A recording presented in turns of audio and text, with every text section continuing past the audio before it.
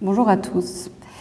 C'est avec un grand plaisir que je vais vous présenter aujourd'hui mes réflexions sur l'incertitude dans la pratique médicale. Pour ce faire, je me baserai en partie sur mon travail de mémoire de l'an dernier qui traitait de l'erreur médicale, la crainte de l'erreur médicale, plus précisément chez les internes en médecine. Alors, tout d'abord, on peut partir d'un double constat. D'une part, l'augmentation du champ des savoirs est un élément susceptible d'élargir l'incertitude en médecine et donc de renforcer l'impression d'incertitude. D'autre part, on constate dans le même temps la montée d'une intolérance à l'incertitude, en partie parce que les progrès de la science ont contribué à induire un changement de mentalité. Par ailleurs, l'introduction des probabilités et des statistiques en médecine a contribué à créer l'illusion qu'il serait maintenant possible, dans l'immense majorité des cas, de prédire avec certitude les événements. Reste que dans la pratique médicale, l'incertitude est omniprésente et qu'elle est crainte tant par les soignants que par les patients. Il apparaît en premier lieu que ce qui est attendu du médecin, c'est qu'il soit capable de défier et d'amoindrir la part d'incertitude. Mais à quel prix et jusqu'à quel point peut-il et doit-il réduire cette incertitude, voire s'en affranchir ? C'est la problématique à laquelle je vais tenter d'apporter maintenant quelques éléments de réflexion. Je vous propose de réfléchir tout d'abord à la façon dont la question de l'incertitude se manifeste dans la pratique médicale, ensuite de comprendre la diversité des positionnements possibles par rapport à cette incertitude, et enfin de réfléchir au sens de cette incertitude et à la meilleure façon de l'apprivoiser. Alors, de quelle façon l'incertitude se manifeste dans la pratique médicale ? On peut d'abord distinguer différents types d'incertitudes qui sont liées aux limites de la connaissance médicale. Renée Fox, une sociologue américaine, a montré que le médecin est confronté à 3 niveaux d'incertitude, 3 niveaux différents. Alors, d'abord, le premier niveau, c'est le fait que le savoir médical, considéré dans sa globalité, est partiel. Autrement dit, la connaissance médicale du moment a ses propres limites. Ensuite, le deuxième niveau, la maîtrise que le médecin a de ce savoir est forcément imparfaite, incomplète. Et enfin, le troisième niveau, il est difficile pour un médecin donné de discerner si le fait de dire « je ne sais pas » est imputable à ses propres limites ou bien aux limites de la science. Le deuxième niveau, c'est-à-dire le fait que le médecin ne sait pas tout, c'est précisément l'intervalle où peut s'introduire l'erreur ou la faute. Le risque d'erreur médicale résulte en partie de cette faillibilité du médecin, c'est-à-dire du fait que sa maîtrise du savoir est forcément limitée. Donc pour le médecin, éprouver l'incertitude, c'est notamment prendre conscience de sa finitude, de sa faillibilité. C'est-à-dire qu'il prend en même temps conscience qu'il peut se tromper, qu'il peut faire des erreurs. Cette prise de conscience déclenche des réactions émotionnelles diverses et nous nous concentrerons en particulier sur l'émotion de crainte. Petit aparté pour dire que la crainte est l'une des 3 émotions qui sont principalement présentes en médecine. Donc la crainte d'une part, à côté de l'émotion de respect et de l'émotion compassion. Donc crainte, respect, compassion. Je vous renvoie ici aux travaux de Pierre Lecause qui a montré pourquoi il était important en médecine de prendre en considération ces émotions et d'apprendre à les analyser dans la mesure où ces émotions nous révèlent l'attachement que nous avons aux principes éthiques.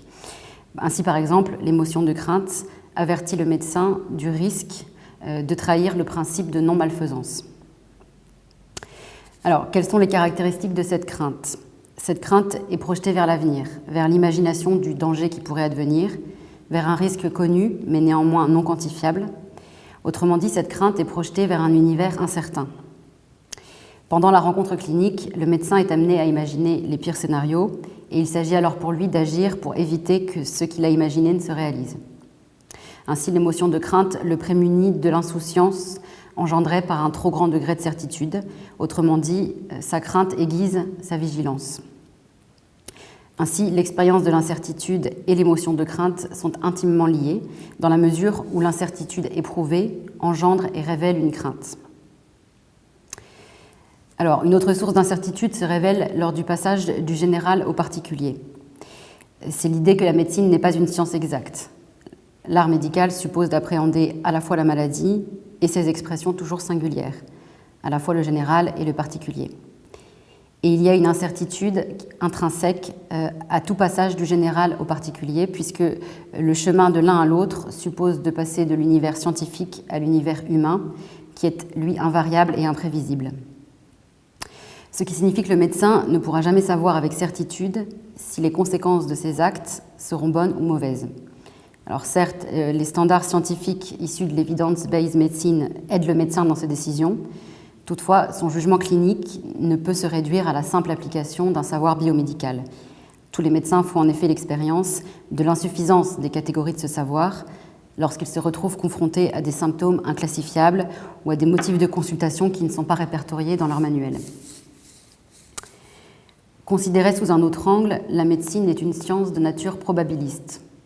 C'est-à-dire que le savoir du médecin, par exemple concernant la probabilité de guérir d'un cancer grâce à une chimiothérapie, vaut pour un groupe de patients présentant des caractéristiques similaires.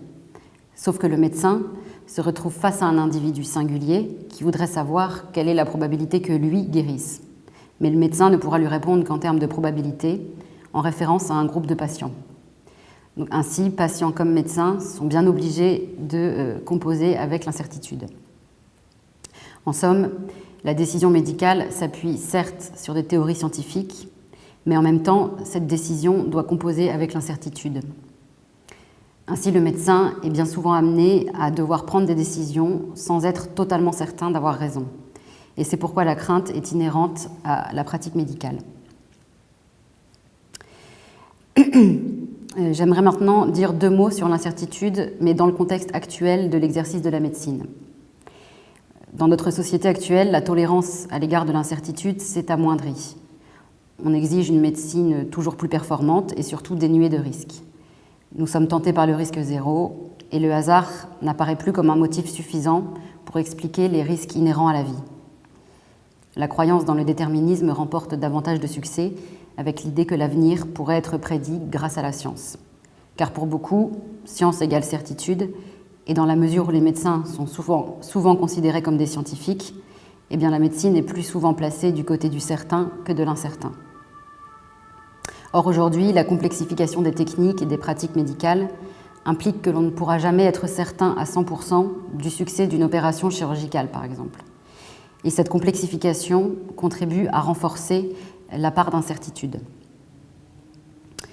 À noter que de surcroît, dans le contexte de la judiciarisation des soins, du fait de la pression médico-légale et de la menace judiciaire, la tolérance des médecins à l'égard de l'incertitude s'est elle aussi amoindrie. Voilà, donc j'ai tenté de vous exposer comment, dans les grandes lignes, l'incertitude se manifeste dans la pratique médicale. Et avant de réfléchir aux différents positionnements possibles par rapport à cette incertitude, je reprendrai cette phrase d'Edgar Morin datant de la fin des années 80. Je cite « Le problème crucial de notre temps est celui d'une pensée apte à relever le défi de la complexité du réel. » Or, ce défi peut faire peur et inciter à adopter des stratégies défensives pour faire face à cette complexité et tenter de maîtriser l'incertitude qui lui est consubstantielle. C'est ce que nous allons voir maintenant. En fonction de la personnalité du médecin, son degré de tolérance vis-à-vis de l'incertitude pourra être variable. Je vais reprendre ici les travaux d'une sociologue, Géraldine Blois, qui a étudié la façon dont les médecins généralistes s'accommodent de l'incertitude et se positionnent par rapport à elle. Son étude a permis d'identifier 4 positionnements par rapport à l'incertitude. Ils sont représentés donc sur le graphique que vous avez. L'axe horizontal correspond à l'incertitude qui est introduite dans le cabinet par la formulation profane de la plainte, c'est-à-dire la plainte qui est exprimée par le patient. Et la considération accordée à cette plainte, autrement dit la place faite au patient, sera d'autant plus importante que l'on se déplace vers la droite du graphique. L'axe vertical maintenant correspond à l'incertitude qui est liée au degré de maîtrise du savoir médical. Et la vigilance à l'égard des recommandations scientifiques, la sensibilité aux standards de la médecine des preuves, etc., sera d'autant plus importante que l'on se déplace vers le haut du graphique. Alors, première forme d'incertitude, l'incertitude balisée, donc, qui se situe sur le graphique en haut à gauche. Elle correspond à une stratégie de réduction de la plainte profane à des catégories connues, donc a priori maîtrisables. Ce type de médecin donne volontiers priorité au respect des protocoles, à la dimension technique de sa prise en charge. Il a tendance à prescrire beaucoup d'examens complémentaires, souvent inutilement. Cette stratégie simplificatrice vise à réduire la complexité du patient et donc à réduire l'incertitude. En effet, dès lors que l'incertitude devient insupportable, cela peut inciter à se protéger derrière des protocoles et des procédures. Ce type de prise en charge comporte le risque d'une déshumanisation de la relation de soins, dans le sens où elle ne laisse pas la place au dialogue. Lorsque le médecin est confronté à une situation où il ne sait pas, lorsque le diagnostic n'est pas évident, la volonté de se débarrasser au plus vite de son incertitude peut l'inciter à forcer la situation en se crispant sur un seul diagnostic. Le médecin pourra être tenté de prendre un raccourci dans son raisonnement clinique pour au final passer potentiellement à côté du diagnostic. En posant une conclusion prématurée, il tente d'imposer à une situation un plus grand degré de certitude qu'elle ne le mérite. Mais ce faisant, il élimine et donc se prive d'une partie de la réalité de la situation. De surcroît, il n'est pas rare que l'intolérance à l'égard de l'incertitude conduise le médecin à repositionner cette incertitude comme n'étant plus son problème, mais celui du patient. Il pourra alors se mettre à parler de lui avec condescendance, voire à le blâmer de mal expliquer la chronologie de ses symptômes. Alors, deuxième forme d'incertitude, l'incertitude explorée, qui est située en bas à droite du graphique. Cette incertitude témoigne d'une certaine prise de distance vis-à-vis des standards de la biomédecine, soit parce qu'ils vont de pair avec un univers hospitalier qui est jugé déshumanisant, soit parce que ces standards sont jugés inadaptés et peu efficaces pour comprendre les plaintes des patients. C'est l'idée que pour décrypter ces symptômes et si possible les soulager, il faut aller chercher ailleurs que dans ces repères standardisés. Ce type de médecin donnera priorité à l'écoute, au pouvoir de la parole dans le cadre du colloque singulier, et ce en s'appuyant sur des disciplines telles que les sciences humaines ou la psychanalyse. À l'extrême, on peut ici comprendre l'attraction pour certaines pratiques de soins borderline comme une stratégie pour s'adapter aux bouleversements que suscite le caractère inattendu de certains tableaux cliniques. J'en viens à la troisième forme d'incertitude, l'incertitude contenue, donc située en bas à gauche. Ici, l'incertitude est tenue à distance, voire niée, refoulée. Ce positionnement pourra se traduire par exemple par un faible engagement, à la fois vis-à-vis de la formation médicale continue, comme à l'égard de la considération qui sera accordée aux patients. Ce type de médecin pourra être tenté de multiplier les examens complémentaires pour compenser un mauvais interrogatoire et un mauvais examen clinique. Ou encore, il pourra être tenté de renvoyer le patient vers un spécialiste à la moindre alerte, ce qui équivaut finalement à une attitude d'évitement à l'égard de certains patients dont la prise en charge pourrait s'avérer trop lourde et chronophage. Enfin, pour finir, la dernière forme d'incertitude que nous allons décrire ici est l'incertitude prégnante, située en haut à droite. L'incertitude est prégnante chez les médecins qui, d'une part, sont très compétents d'un point de vue technique et qui, d'autre part, s'efforcent d'accueillir la plainte profane sans la réduire, c'est-à-dire en considérant toutes ses dimensions, sociales, organiques, psychiques, etc. Donc ces médecins maîtrisent bien les recommandations, tout en reconnaissant que parfois les données de la science ne suffisent pas.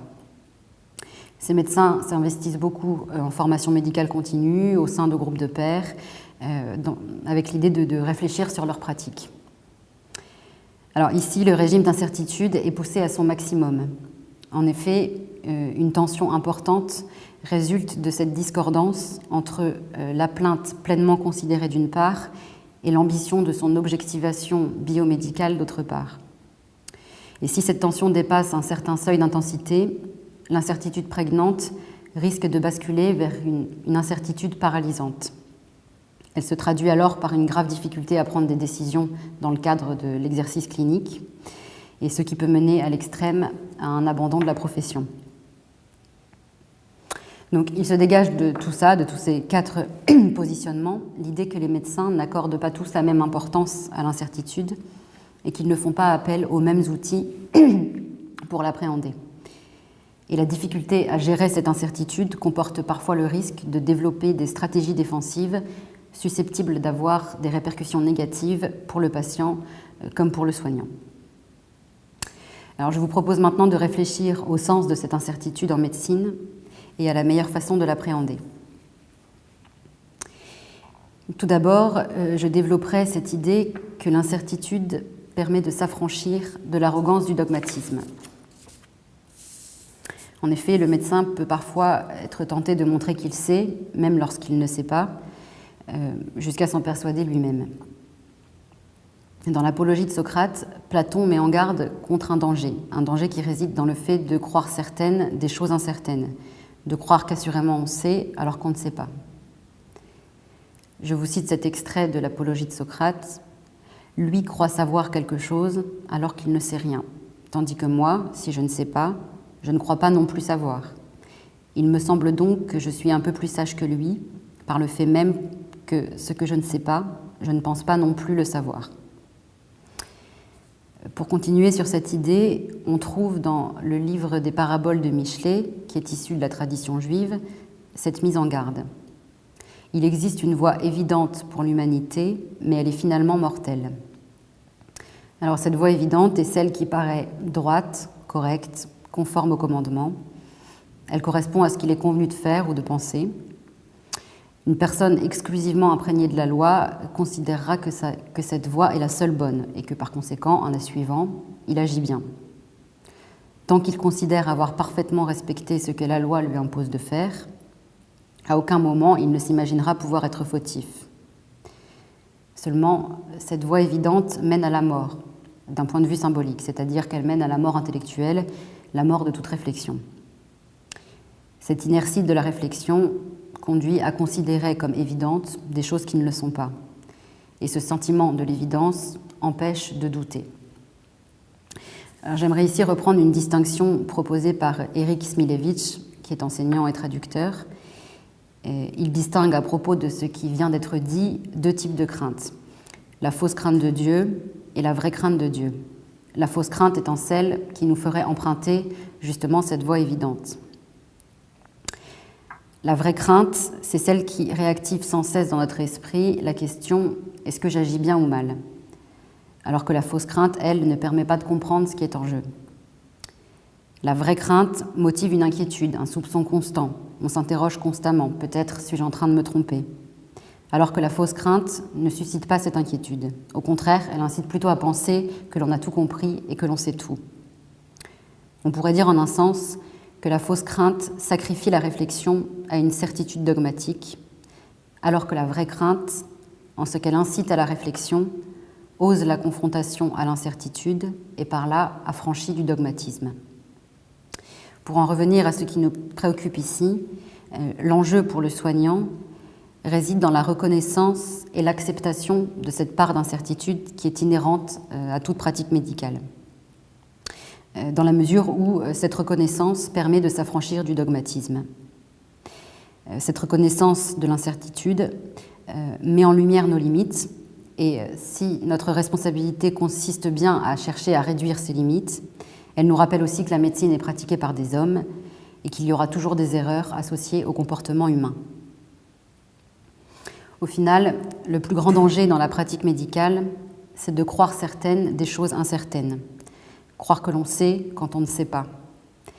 Le fait de refouler ainsi l'incertitude pour se cramponner à de fausses certitudes immobilise la réflexion, à l'origine de nombreuses erreurs médicales.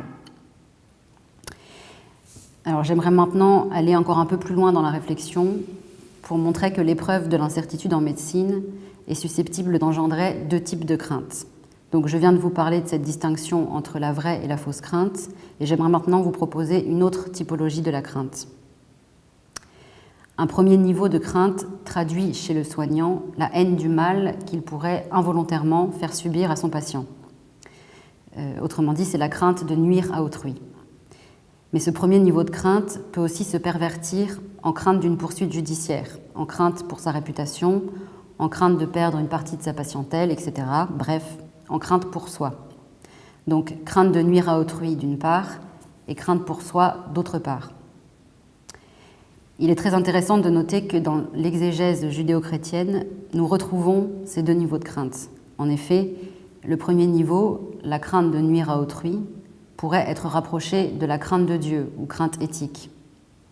Et la crainte d'une poursuite judiciaire ou crainte pour soi pourrait être rapprochée de la crainte du châtiment. Cette crainte du châtiment ou crainte du procès peut conduire le médecin à adopter une attitude craintive et à se replier sur lui-même. On pourrait ici rapprocher cette attitude de repli de certains positionnements face à l'incertitude que nous avons vus précédemment, à savoir ceux qui se situaient sur la partie gauche du graphique, donc caractérisés par une faible place accordée aux patients. La crainte éthique, en revanche, va davantage de pair avec le désir de se rapprocher de l'autre. Cet autre peut être un confrère. Face à une décision importante à prendre, nous sommes incités à faire appel à la compétence d'un collègue.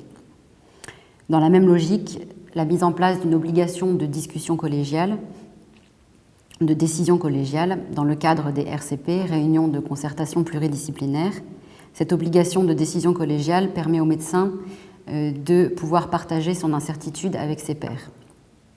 Mais cet autre peut aussi être le patient. Malgré le fait qu'il y ait une certaine inégalité de puissance dans la relation de soins, une réciprocité est toujours possible. En effet, cette crainte partagée du moment fatidique, cette vulnérabilité commune, peut devenir l'occasion d'une réciprocité dans la relation. Pour le médecin, reconnaître sa vulnérabilité, être capable d'avouer au patient sa propre incertitude, eh bien cette attitude humble est au fondement de la confiance dans la relation de soins. Ainsi, la crainte éthique incite à prendre le risque de l'altérité, à se tourner vers l'autre, avec l'idée chère à Paul Ricoeur que l'on ne peut se connaître soi-même qu'en faisant un détour par autrui.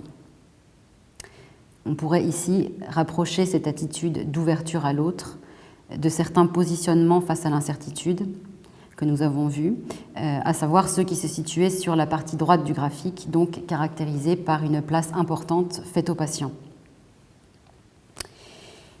Pour résumer cette idée, le repli sur soi va de pair avec un désir de maîtriser une situation donnée. Alors qu'à l'inverse, se rapprocher de l'autre, que cet autre soit un confrère ou le patient, rejoindre l'autre permet d'entrer dans une relation, avec l'idée de soin centré sur le patient, comprendre ses attentes, lui laisser la place pour s'exprimer. Cette attention à l'autre instaure une relation de confiance qui, même en l'absence de solution immédiate, constitue un solide antidote contre l'incertitude. Et en effet, même en l'absence de solution immédiate, on peut trouver une explication partielle, un plan provisoire. C'est l'idée d'explorer la certitude au sein de l'incertitude. Même si on ne connaît pas le diagnostic précis, il y a tout de même des choses dont nous sommes absolument certains. Par exemple, nous pouvons être certains que le problème du patient ne risque pas de le mettre en danger dans l'immédiat. Nous pouvons aussi établir des certitudes négatives, dans la mesure où nous sommes certains de ce que le problème n'est pas. Ces certitudes négatives constituent des repères dans un univers incertain. On peut dire par exemple « Je suis certain que vous n'avez pas cette maladie grave que vous craignez ». Ainsi, une des façons de gérer l'incertitude dans la pratique quotidienne, c'est cette capacité à identifier ce que l'on sait sans se sentir abattu par ce qu'on ne sait pas. Pour finir, j'aimerais développer l'idée que supporter l'incertitude, c'est garder ouvert le champ des possibles.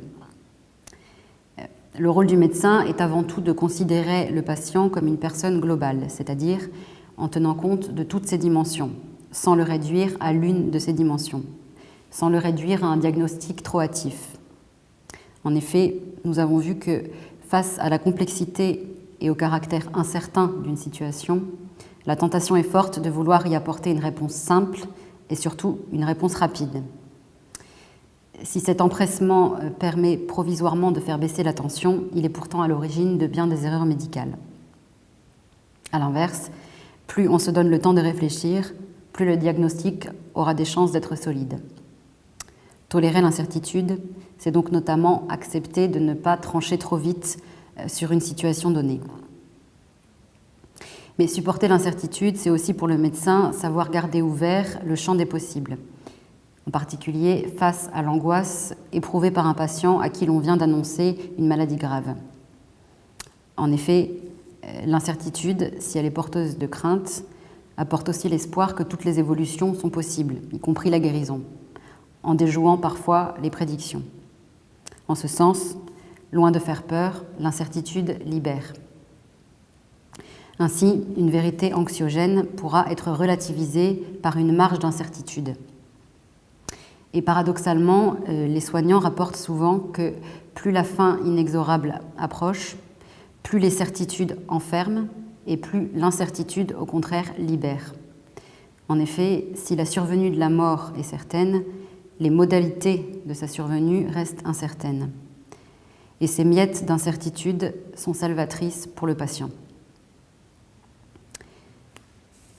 En conclusion, tout l'enjeu est ainsi de trouver un juste milieu entre excès et défaut de doute, entre incertitude paralysante et incertitude refoulée. Autrement dit, trouver le juste milieu entre une crainte paralysante et une attitude craintive, égoïste. Ce qui revient, afin de tendre vers ce juste milieu, à cultiver la prudence. Le médecin n'est là ni pour faire étalage de tous ces doutes anxiogènes, ni pour asséner des certitudes trop dogmatiques qui nuisent à la relation. Donc, pour répondre à notre problématique initiale, le médecin ne peut s'affranchir totalement de la tension engendrée par l'incertitude, dans la mesure où toute pratique médicale comportera toujours une part d'incertitude. Une des responsabilités essentielles du médecin en particulier, mais aussi de tout homme en général, est d'apprendre à reconnaître et à assumer cette incertitude irréductible, ce qui implique inévitablement l'acceptation d'une tension, d'une inquiétude intérieure constante. Et l'enjeu est d'éviter que cette tension isole le médecin, le fasse se recroqueviller sur lui-même, mais qu'au contraire, elle l'incite à se tourner vers l'autre, vers la complexité de l'autre. Cette complexité, si elle peut faire peur, peut aussi être source de fascination et de satisfaction intellectuelle et relationnelle. La quête de ce qui est unique et singulier dans chaque patient peut s'avérer tout à fait enthousiasmante.